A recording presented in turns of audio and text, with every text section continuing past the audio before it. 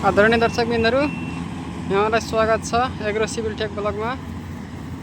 आज म हजुरहरूलाई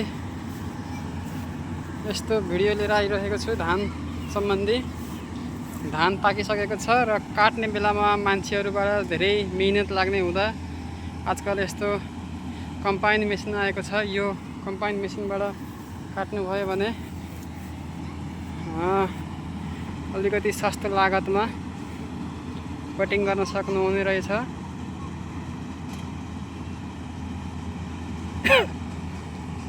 अब यो काट्दाखेरि अलिकति धानको माथिबाट काट्नु पर्दो रहेछ।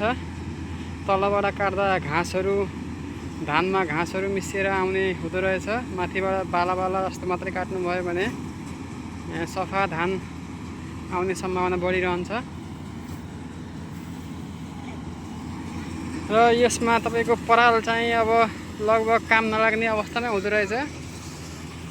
यसरी यो मेसिन चाहिँ पानी हिलो खेतमा खाला खेतहरूमा जस्तो ठाउँमा पनि गएर काट्ने हुँदा हिलो खेतहरूमा त झन् कामै नलाग्ने अवस्थामा बनाउँदो रहेछ पराललाई। र सुक्खा खेतमा अलिअलि सोरेर युज गर्न सकियो।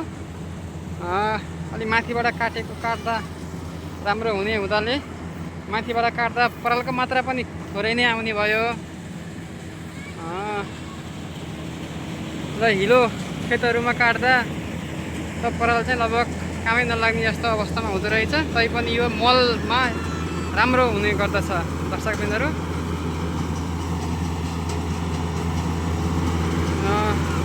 अब यसपछि यो सुकेपछि अब यसमा अब गहुँ छर्ने हो के छर्ने हो, यसै माथि छरिदिने।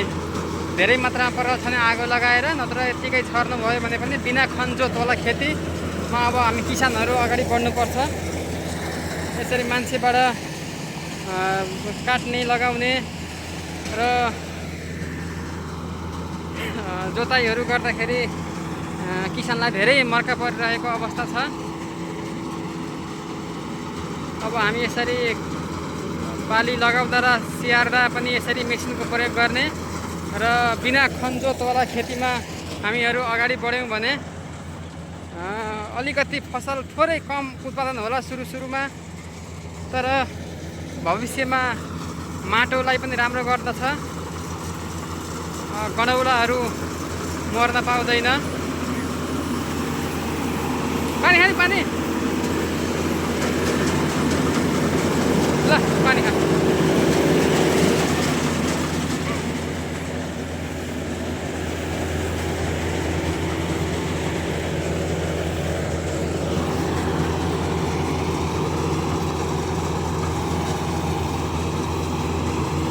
हामीले जहिलेसुकै जोताइ गर्दा त्यसमा माटोमा हुने सूक्ष्म जीवाणुहरू पनि मर्ने र युरियाहरू हाल्न परिराख्ने हुँदाखेरि माटो अझै साह्रो हुने। अब विषादी मिसाएपछि अन्न बालीमा पनि एकदमै नकारात्मक प्रभाव हुने र हाम्रो स्वास्थ्यमा पनि नराम्रो प्रभाव पर्ने हुँदा हामीहरू बिस्तारै बिना खनजोत र बाली लगाउँदा पनि यसरी मेसिनको प्रयोग र स्याहार्दा पनि यसरी मेसिनको प्रयोग गरियो भने छिटो, सजिलो र केही मात्रामा सस्तो पनि पर्न जान्छ। ल हस् त, धन्यवाद।